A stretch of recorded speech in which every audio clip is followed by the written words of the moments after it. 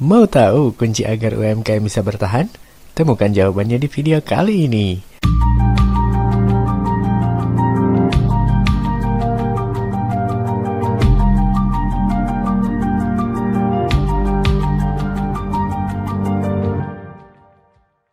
Assalamualaikum warahmatullahi wabarakatuh. Berjumpa lagi dengan saya Gustaf M dari channel YouTube Belajar Berbisnis. Badan Pusat Statistik atau BPS menyebutkan jumlah UMKM di Indonesia mencapai angka 60 juta pada 2020. Dengan jumlah yang besar tadi, UMKM menjadi salah satu penopang ekonomi nasional dengan kontribusi 60% dari pertumbuhan nasional Indonesia. Meskipun begitu, sektor ini juga terpukul sepanjang pandemi yang diakibatkan rantai suplai dan permintaan produk tidak seimbang. Solusi untuk mengatasi keterpurukan UMKM adalah dengan membentuk jejaring usaha. Jejaring usaha menjadi cara bagi UMKM untuk kembali mengoptimalkan potensinya. Dalam hal ini, jejaring usaha bisa dimaknai sebagai hubungan saling menguntungkan antar pelaku UMKM. Membangun sinergi antara UMKM, pihak swasta dan juga pemerintah menjadi fokus utama Kemenkop UKM pada tahun 2021 ini. Pencapaian akhir dari terbangunnya jaringan adalah terbentuk satu ikatan kerjasama di bidang usaha yang sama agar dapat memberi hasil yang lebih baik. Seperti dilansir dari Investor Daily, 5 tujuan dari membentuk jaringan ialah yang pertama, membangun kesadaran masyarakat terhadap eksistensi UMKM. Yang berikutnya, menumbuhkan minat dan meningkatkan partisipasi masyarakat dalam pengembangan UMKM. Yang berikutnya, meningkatkan mutu yang relevan dengan dinamika perkembangan kebutuhan masyarakat yang tinggi. Selanjutnya, terus merancang program yang inovatif, meningkatkan mutu layanan yang relevan dengan kebutuhan pasar. Dan yang terakhir, menyatukan potensi dan kemampuan individu, kelompok, maupun seluruh jajaran organisasi UMKM agar tercipta peningkatan kemampuan di setiap jenjang organisasi UMKM secara menyeluruh. Jaringan bisnis menjadi tempat pertemuan bagi bisnis mikro hingga pengusaha besar. Apa yang Anda dapatkan dari membangun jejaring bisnis? Berikut beberapa manfaat yang akan Anda dapatkan dari membangun jejaring bisnis. Yang pertama, kontak klien yang lebih luas. Kemungkinan Anda untuk bertemu klien yang potensial lebih besar. Komunitas atau organisasi akan membantu Anda menambah referensi klien juga. Dengan begitu, jumlah persaingan akan berkurang. Yang berikutnya, Anda akan mendapatkan informasi terbaru. Banyak skema bisnis baru yang bermunculan. Sebagai pelaku UMKM, Anda harus bisa menyesuaikan perubahan-perubahan tersebut. Melalui komunitas atau organisasi, maka Anda akan mendapatkan saluran informasi bisnis paling update. Yang berikutnya, berbagi pengetahuan dan pengalaman. Anda kesulitan memasarkan produk atau justru kesulitan dalam menentukan analisis modalnya? Tenang, banyak anggota dalam jejaring bisnis yang akan menjawab pertanyaan Anda. Akan banyak pelaku UMKM yang lebih senior, sehingga mereka bisa membantu dengan dasar pengalaman usaha mereka. Yang berikutnya, akses bantuan pemerintah. Ingin mudah mengakses bantuan pemerintah? Ada 2 skema bantuan yang bisa Anda lakukan. Mengajukan pribadi atas nama komunitas atau organisasi, dan kedua, membangun kerjasama dengan organisasi atau komunitas dengan pemerintah.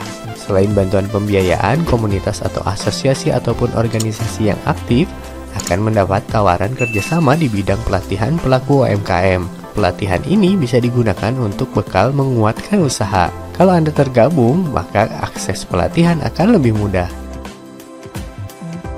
Dan yang terakhir, pemecahan masalah. Solusi ketika Anda mengalami kesulitan keuangan tidak hanya bantuan pemerintah, tetapi bantuan investor atau pemodal lain. Anggota komunitas dan organisasi akan dapat membuka saluran jaringan.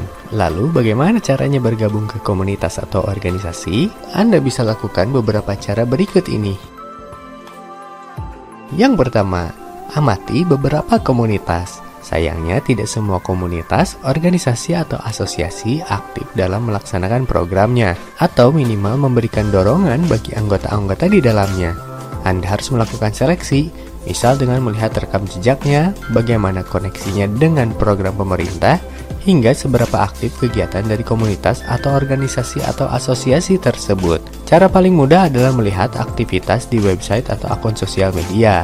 Bagi asosiasi yang melakukan update berita setiap hari, maka dapat dilihat komitmennya terhadap para pelaku usaha. Pastikan juga Anda melihat visi misi asosiasi atau komunitas maupun organisasi tersebut, sehingga organisasi yang Anda ikuti sesuai dengan harapan Anda. Yang berikutnya, datangi event bisnis. Mendatangi event bisnis adalah cara paling tepat dan cepat untuk berkenalan dengan orang-orang baru dan menjalin koneksi jejaring bisnis. Anda bisa mendatangi event seminar, workshop, atau temu komunitas. Dari sini biasanya Anda akan mendapatkan informasi tentang pameran. Mengikuti kompetisi atau pagelaran festival juga bisa jadi alternatif untuk berkenalan. Dengan begitu, Anda akan mendapatkan dua keuntungan. Pertama, Anda bisa mendapatkan relasi, dan yang kedua, Anda juga bisa mendapatkan konsumen. Yang terakhir, aktifkan media sosial. Akun asosiasi atau komunitas maupun organisasi bisnis biasanya membuat akun media sosial untuk mempertahankan jejaring bisnisnya. Anda selaku pelaku usaha tentu wajib untuk menggunakan platform digital. Semakin aktif akun Anda, maka akan mudah untuk mengakrabkan diri dengan anggota-anggota komunitas. Media sosial juga bisa Anda gunakan sebagai rebranding bisnis. Dari situ, pihak lain dapat menilai kredibilitas bisnis Anda. Pengembangan dari jejaring usaha adalah dengan melaksanakan program kerja, hingga mengadakan diskusi interaktif. Lewat berbagai program kerja yang ditawarkan oleh jejaring usaha, maka akan muncul jaringan kerja yang kokoh, dinamis, dan berkesinambungan. Dari video ini, Anda dapat melihat pentingnya membangun jejaring usaha, bukan? Sedikit tips agar Anda dapat beradaptasi dengan komunitas, pastikan Anda aktif baik di media sosial hingga usaha Anda sendiri. Semangat mencoba dan semoga sukses!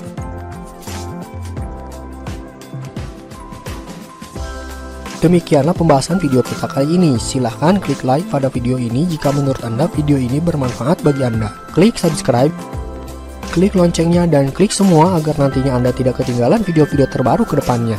Dan jangan lupa berikan komentar tentang video ini jika Anda mendapatkan ilmu dan wawasan dari video ini. Terima kasih telah menonton video ini sampai akhir.